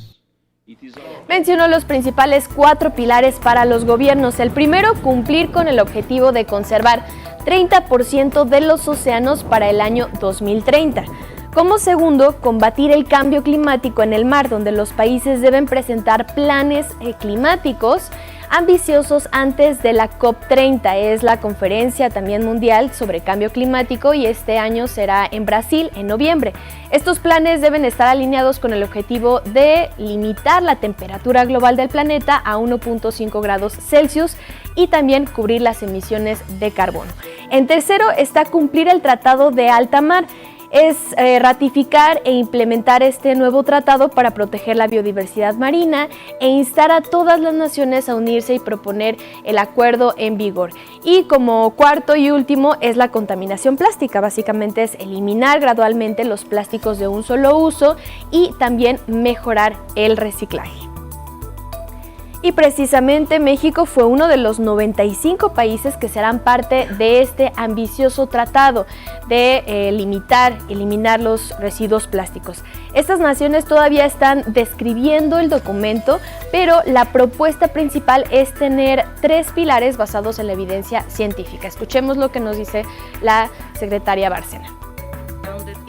En primer lugar, debemos definir criterios globales con base científica para identificar los productos de plástico problemáticos y los que contienen sustancias químicas peligrosas. Propone crear un órgano científico subsidiario para que evalúe las propuestas en función del riesgo y del impacto socioeconómico. En segundo lugar, debemos avanzar en la transformación estructural a través del rediseño de productos. Sobre todo porque la mayoría de los productos no priorizan la circularidad, es decir, no facilitan su retorno a la cadena de valor. Y en tercer lugar, pero no por ello menos importante, la aplicación. Debemos acordar una arquitectura financiera robusta. México apoya el establecimiento de un fondo multilateral en el marco de las conferencias de las partes, un fondo de remediación que se ocupe de la contaminación heredada. Bueno, a lo largo de la conferencia se irán dando los detalles de las cifras, los plazos, también los montos del financiamiento para los cuales se implementará este acuerdo. Aquí también les estaremos informando de ello. Y finalmente, los grupos diversos asistentes a la conferencia, además de los tomadores de decisiones, han hecho énfasis en empoderar a las mujeres de las zonas costeras, también a los grupos minoritarios y a las organizaciones que trabajan directamente sobre el terreno junto con las comunidades costeras. Pues han pedido que se les escuche, ellos y ellas son quienes ven las problemáticas, quienes las viven y también pueden ser parte de las soluciones que enfrentan los mares y las costas a nivel mundial. Bueno, esta fue la información de Ciencia, Medio Ambiente. Angie, Lupita. Bueno, pues interesante creo que nadie se esperaba, incluso quienes seguían esta transmisión de Guterres, que hablara del tema de la codicia. O sea, sí, claro. De pronto esta palabra, dices, que tiene que ver con los océanos, que tiene que ver con el medio ambiente, que tiene que ver con el tema, ¿no? Pero fue muy enfático y muy revelador también. Sí, Guterres también hace varias declaraciones como apela mucho a las emociones. Eso. También algo decía de que somos los humanos vampirescos al querer succionar todos los combustibles fósiles, ¿no? Entonces este tipo de declaraciones también apelan a las emociones, porque al final de cuentas estos aspectos ambientales pues nos pegan directo a todo, ¿no? En la salud, en nuestro día a día. Entonces pues sí, es un llamado para que también se tomen acciones, y como suele pasar también en este tipo de conferencias, hay muchos discursos diplomáticos. Claro. Les vamos a ir dando este avance porque sí se están, en estos momentos la controversia es que no se queden nuevamente en el papel. Claro. Se están llegando a acuerdos, pero es necesaria la ratificación. Entonces no es lo mismo, porque hace 2 años también se aprobó la ley de protección de océanos, pero no se ha ratificado. Son 60 países los que se necesitan para que ya se implemente, y eso pues sí hay que mencionarlo, es un logro. Sin embargo, para que se implemente todavía hace falta un periodo largo, claro, en términos de derecho, de legislaciones, y pues eso es lo más importante. Y que entonces se vea reflejado en las zonas, ¿no? También. Exactamente. Oye, Itzel, también muy interesante esto último que mencionabas sobre pues el empoderamiento, o sea, que hacen un llamado al empoderamiento de las mujeres en zonas costeras, y que también debería de extenderse un poco a las tomadoras de decisiones, claro, porque de pronto ahí en la declaración justo de Guterres, pues veíamos a puros hombres, ¿no? Claro. Y la secretaria de Medio Ambiente de nuestro país, pues es de las pocas voces que están ahí pues visibilizando el problema, y como tomadoras de decisiones todavía se necesita reforzar esa parte. Angie, tocas un tema crucial, porque también eso se ha visto en la COP, en la conferencia de las partes sobre cambio climático. En su mayoría son hombres los tomadores de decisiones, entonces, y más el campo energético está dominado por los hombres.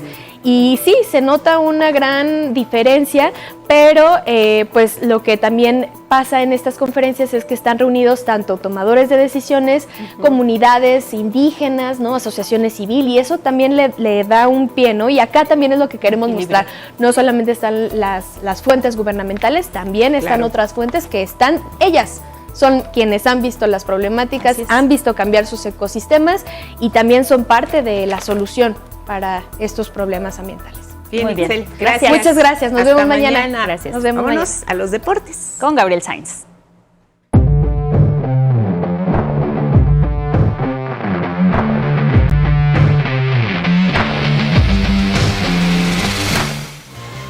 Lupita, Angie, muy buenos días a nuestro auditorio. Vamos con la información deportiva. El Consejo Mundial de Boxeo y Correos de México presentaron los timbres postales conmemorativos al cumplirse 50 años de que José Sulaimán asumió la presidencia del Consejo Mundial de Boxeo. La emisión incluye los rostros de las leyendas Mohamed Ali, Ratón Macías, Julio César Chávez y Saúl Canelo Álvarez. El actual presidente del Consejo, Mauricio Sulaimán, comentó que esta campaña nacional llega también para poder revivir la carta escrita como medio para comunicarse. Juntos hacer una campaña de regresar a lo básico, regresar a la nostalgia, al cariño, a la tradición mexicana de sentarnos a escribir. La estampilla podría ser adquirida a 11.50 pesos cada una. El Mundial de Fútbol de 2026, en el que México, Estados Unidos y Canadá comparten la organización, será una justa deportiva que traerá beneficios económicos para cada uno de los países. Veamos cuáles serán para nuestro país.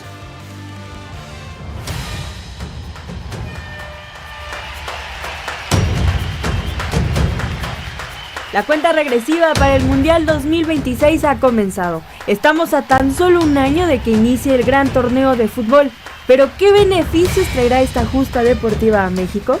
El expresidente de la Federación Mexicana de Fútbol manifestó que el Mundial 2026, que se jugará en Estados Unidos, Canadá y México, dejará a nuestro país una derrama económica de más de 500 millones de dólares. Y es que este evento atraería a poco más de 5.5 millones de turistas, aumentando el consumo de bienes y servicios.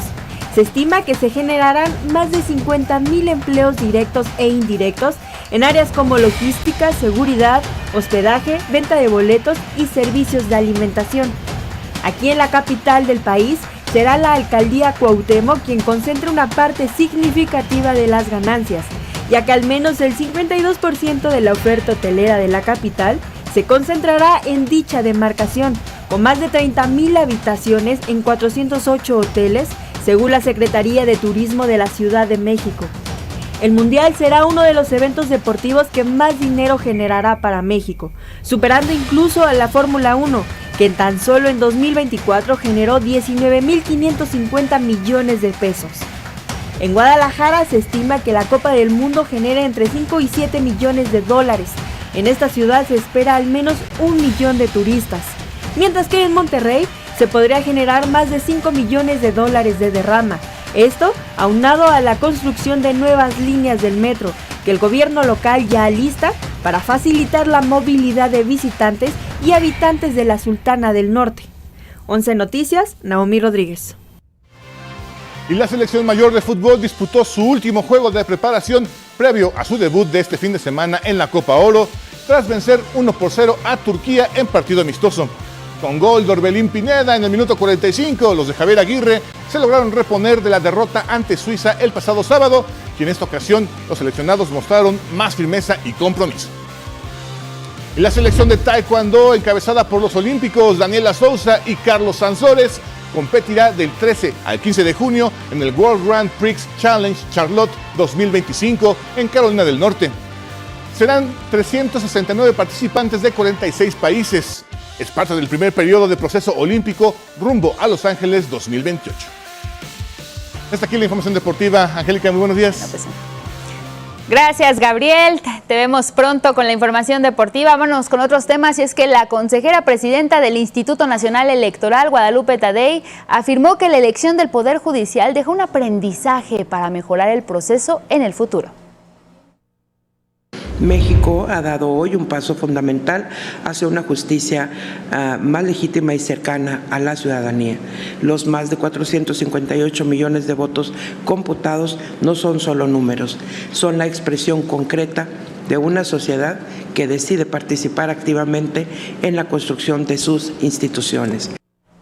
En tanto, la consejera electoral Carla Humphrey destacó que el cómputo de las 6 elecciones federales concluyó un día antes de lo planeado. Indicó que aún falta la etapa de fiscalización en la que, de encontrar irregularidades, el INE podrá retirar las constancias de mayoría. La presidenta Claudia Sheinbaum destacó la estrategia de su gobierno para combatir el robo de combustible y que incluye un proceso llamado de trazabilidad, es decir, un seguimiento puntual a los hidrocarburos que entran al país hasta el momento en que son entregados en los centros de distribución y gasolinerías. En este operativo participan las Secretarías de la Defensa Nacional, de Marina y Energía, así como Petróleos Mexicanos. Ya tenemos una plataforma que nos permite conocer del importador a qué estación de servicio llega. Y al mismo tiempo, pues toda la investigación que tiene que ver con los delitos.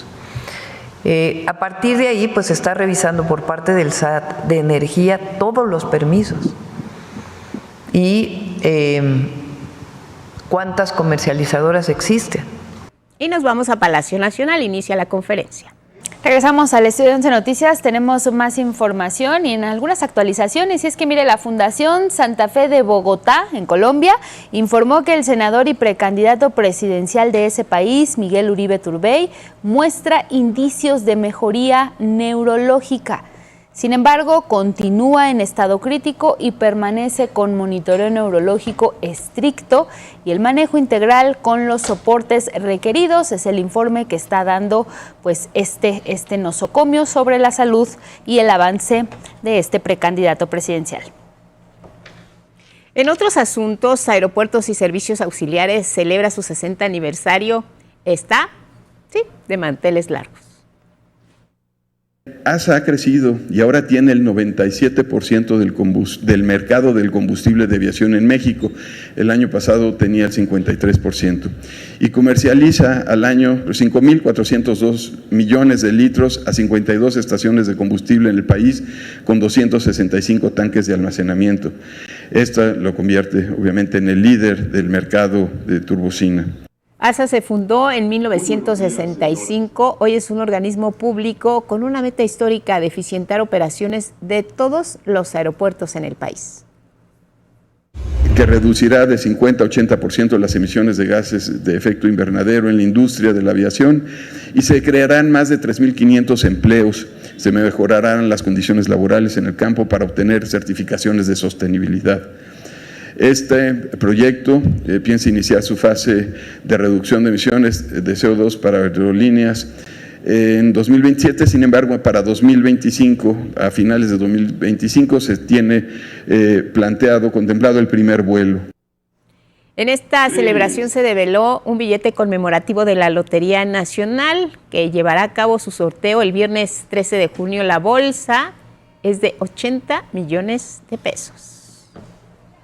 En otros temas, el secretario de Educación Pública, Mario Delgado, inauguró la etapa final del Torneo Nacional de Fútbol Escolar, en el que participaron a lo largo de distintas fases 1.800.000 estudiantes. Esto lo convierte en el más grande del mundo en ese tipo. En las instalaciones de la Federación Mexicana de Fútbol en Toluca, en el Estado de México, y en un ambiente festivo con 640 niñas y niños de las 32 entidades del país, el titular de la SEP señaló que esta iniciativa responde al compromiso de favorecer una infancia feliz, fuerte y saludable. Que más escuelas participen, que más niños y niñas hagan deporte. Es el deseo que tiene la presidenta de México, Claudia Sheinbaum, que todas y todos los niños crezcan sanos, crezcan fuertes, crezcan felices. Por eso estamos muy orgullosos de este gran torneo, de que todas y todos ustedes estén haciendo deporte, estén procurando una vida saludable. El comisionado de la Federación Mexicana de Fútbol, Miquel Arriola, reconoció el compromiso del Gobierno de México con el deporte y también destacó el trabajo coordinado con la SEP para llevar este tipo de actividades a las escuelas de todo el país. En tanto, el director de la Comisión Nacional de Cultura Física y Deporte de la CONADE, Rommel Pacheco, subrayó el valor del deporte como una herramienta de transformación social que fomenta el trabajo en equipo, la salud y el compromiso. Anunció que el equipo campeón de ese torneo escolar en las ramas varonil y femenil van a convivir con seleccionadas y seleccionados nacionales, asistirán a un partido mundialista y van a conocer de cerca a los entrenamientos profesionales.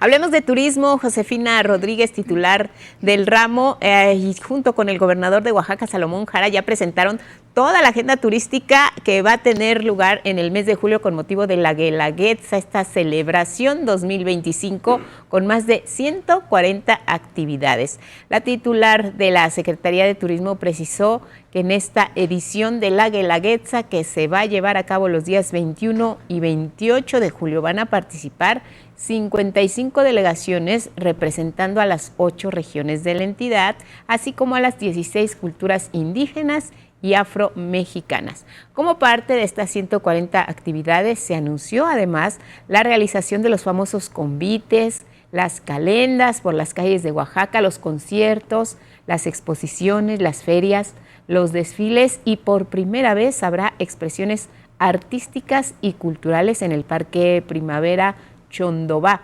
Asimismo, se presentó ya la tercera edición de este Festival Gastronómico de Oaxaca de 1000 sabores. Se llevará a cabo también en el mes de julio del 16 al 30 y se anunció la famosa Feria del Mezcal en su edición 2025 del 18 al 29, también en el mes de julio. Se incluye también en este contexto de la Guelaguetza la Feria del Textil Oaxaqueño del 18 al 21. También está la famosa Feria de la Cantera del 19 al 27 de julio. La Feria del Guarache del 25 al 28 de julio. Oaxaca se viste de gala con la Guelaguetza y todos los eventos culturales, gastronómicos, recreativos. Hay que ir a Oaxaca en este mes de julio. Se pone muy, muy bien. Cambiamos completamente de tema y es que la Fiscalía General de la República obtuvo de un juez sentencias de 14 y 12 años de prisión contra Héctor Eduardo Martínez Jiménez y contra Pedro Francisco Gómez Jaramillo, ambos por tentativa de homicidio contra el periodista Ciro Gómez Leiva.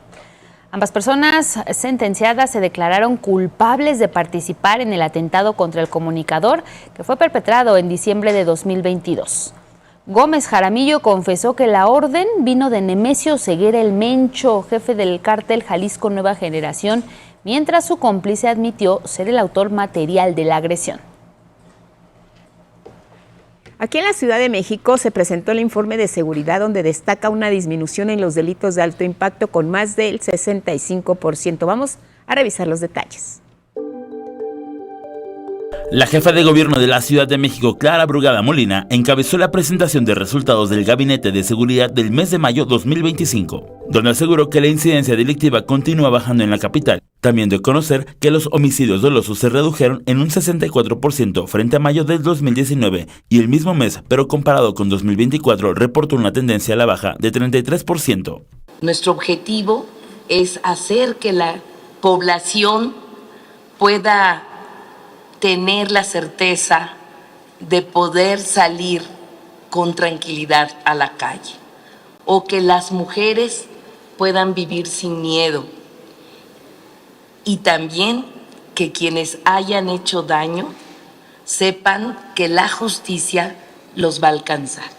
El titular de la Secretaría de Seguridad Ciudadana, Pablo Vázquez Camacho, apuntó que desde el inicio de la administración a la fecha se han logrado la detención de 3.899 personas por delitos de alto impacto, de los cuales destacan 415 presuntos generadores de violencia y que se han desarticulado 80 células criminales. Respecto al delito de extorsión, destacó la captura de 430 personas entre octubre de 2024 y mayo de 2025, atención y orientación en 1.356 casos de extorsión telefónica. El secretario de Seguridad dijo que como parte de la estrategia de seguridad se han sumado nuevos elementos al cuerpo de policías. La estrategia de seguridad y construcción de paz de la Ciudad de México también se sostiene en la formación permanente de nuestras y nuestros policías.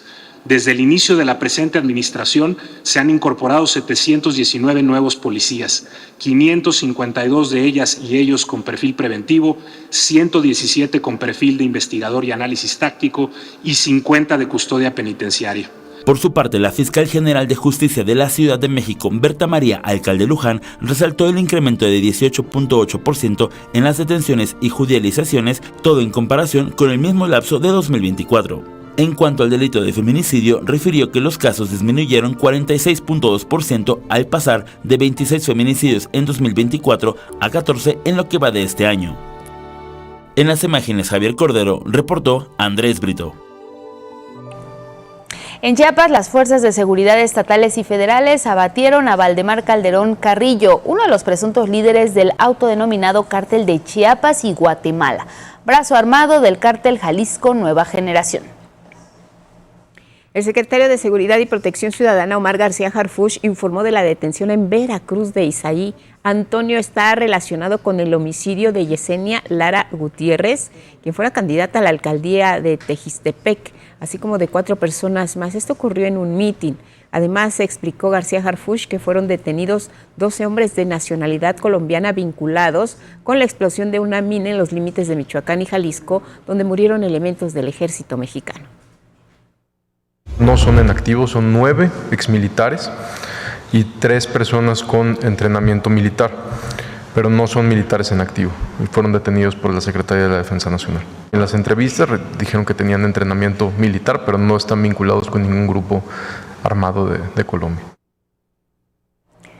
La Secretaría de la Defensa Nacional informó que los elementos del Ejército ya no participarán en operativos como el del pasado 30 de mayo, cuando ingresaron junto con policías de la Ciudad de México al Multiforo Cultural Alicia para clausurar el inmueble en el que se presentaba un concierto. El titular de la Sedena, el general Ricardo Trevilla Trejo, precisó que la Guardia Nacional será la que apoya a las corporaciones estatales, pero solo con autorización judicial.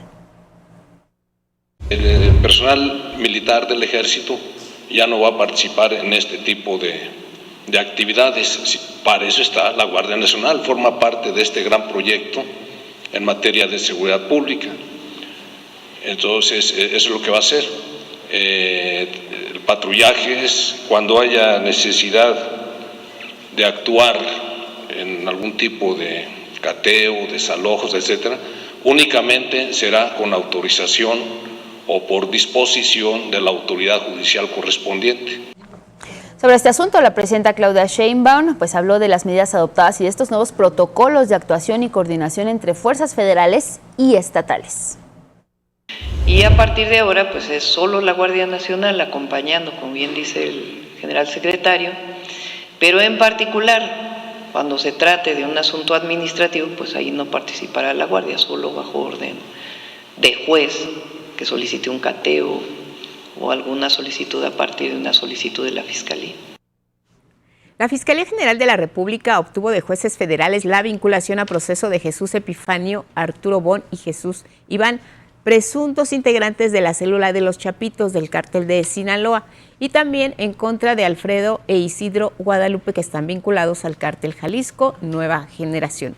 En la primera causa penal, a través de la Fiscalía Especializada en Materia de Delincuencia Organizada, la Fiscalía General de la República logró sujetar a proceso a Jesús Epifanio. El otro Jesús y Arturo Bon, por su presunta responsabilidad en los delitos de posesión de armas de fuego, cargadores y cartuchos de uso exclusivo del Ejército y la Fuerza Armada de México con el agravante de pandilla, también fueron vinculados a proceso. Por otro lado, a través de la Fiscalía General de la República se obtiene también la vinculación a proceso en contra de Alfredo e Isidro Guadalupe, presuntos integrantes del llamado Cártel Jalisco Nueva Generación, como probables responsables de los delitos de violación a la ley de armas de fuego y explosivos y delitos contra la salud en la modalidad de posesión con fines de comercio.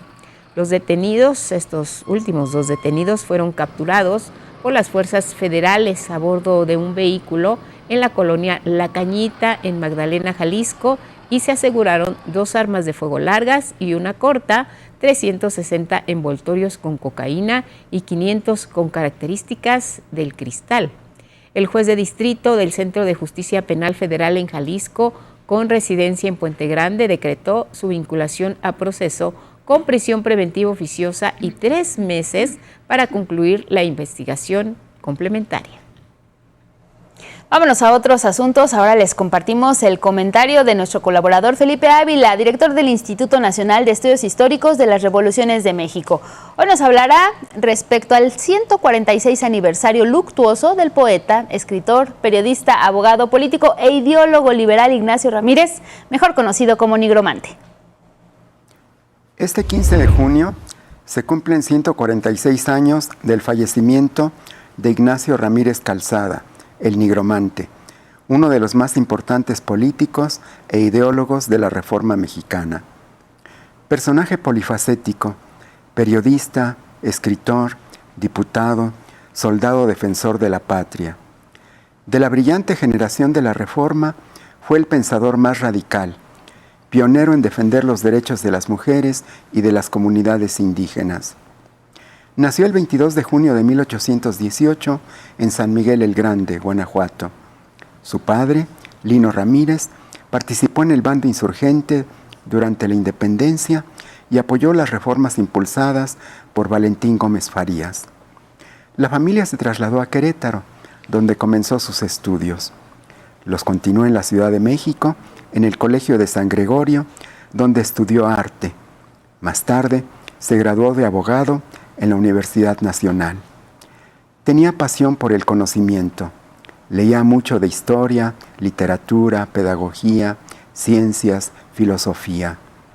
Su discípulo, Ignacio Manuel Altamirano, escribió: Ramírez, después de haber entrado a esas bibliotecas, erguido y esbelto, salió de ellas ligeramente encorvado y enfermo, pero erudito y sabio. Eminentemente sabio.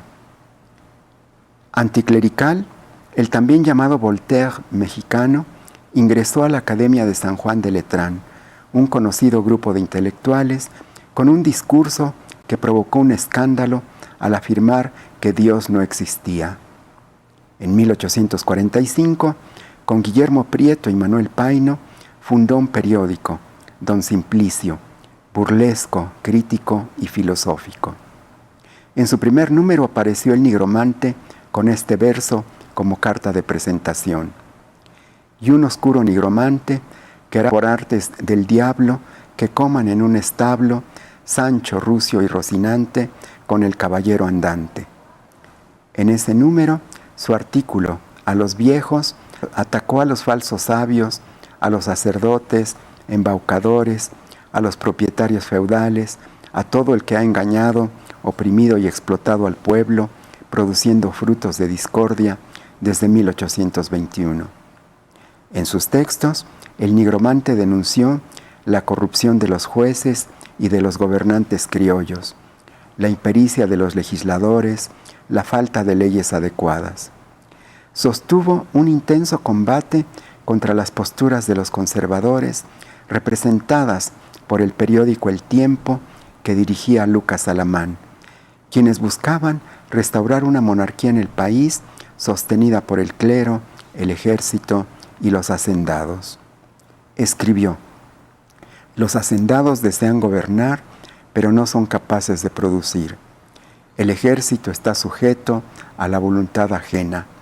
Ve con desdén las ciencias y las artes, necesita estar listo para combatir. El clero, gran propietario de tierras, posee sus propias costumbres y leyes y tampoco conoce cómo se producen las riquezas. La independencia, si bien significó conquistas importantes, como el fin de la esclavitud y los tributos, la terminación del yugo colonial, la instauración de una república federal y un gobierno constitucional para las clases pobres, no había modificado mucho sus precarias condiciones. Muchas gracias, gracias como siempre a Felipe Ávila, y ya nos vamos, pero antes le compartimos las guitarras virtuosas y el bajo en las canciones de Iron Maiden, que serán reemplazados por violines, violonchelo y contrabajo. Esto es la Orquesta Sinfónica de Minería en Maiden Symphony. Y la gente que le gusta el rock se da cuenta que una orquesta de 70 músicos tocando fuerte al mismo tiempo, pues es igual de poderoso muchas veces y agresivo que un guitarrazo, ¿no? Con la batería y el bajo. Entonces sí hay muchas como correspondencia. Bueno, pues 70 músicos en el escenario, efectos visuales, se antoja, ¿no? Y para todos los fans de esta agrupación, pues sin duda es una forma de vivir de otra manera la música de Iron Maiden. Claro, la música siempre es espectacular y siempre nos pone pues muy, muy de buenas. Ya nos vamos, los esperamos mañana. Así es, les mandamos saludos a quienes nos escriben en nuestra transmisión de YouTube hasta Guadalajara, Jalisco. Leemos todos sus comentarios. Gracias y que tengan un excelente miércoles. Hasta mañana, buenos días.